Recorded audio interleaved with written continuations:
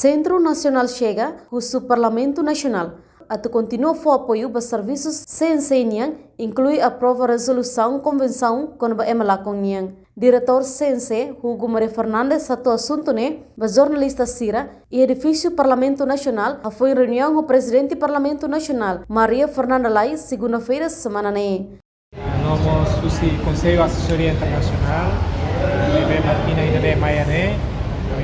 o primeiro encontro cortesia com o presidente do Parlamento Nacional, senhora Fernanda Lai, a que congratula-me, eleito, presidente do Parlamento,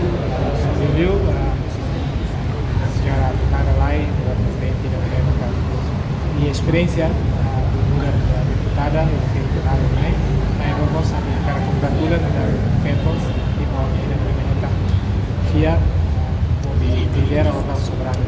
Segundo, nós atualiza o serviço de MEMA durante esse encerrado apenas com apoio de MEMA para o Conselho de Assessoria Internacional.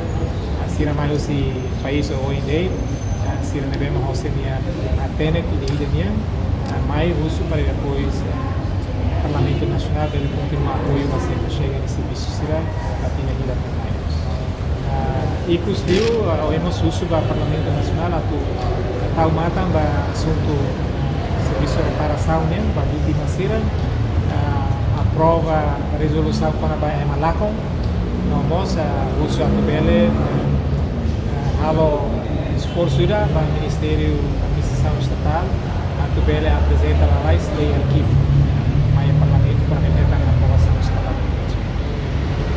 Entretanto, o presidente do Parlamento Nacional reconhece e retira conta com a preparação e a decreto-lei, mas o presidente do Parlamento Nacional, o CNC, apresenta para o Parlamento Nacional, Belahu discute fila fali.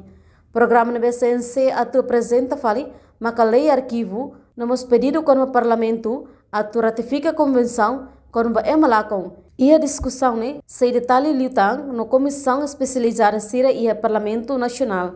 Reportagem da Fátima Televisão Timor Post. Janela Informação Bema Hutu. Atau tem informação atual dia Clio que tahaluha. Anehan botão subscribe, like, halo comentário no fahatutan ba media sosial Hutu.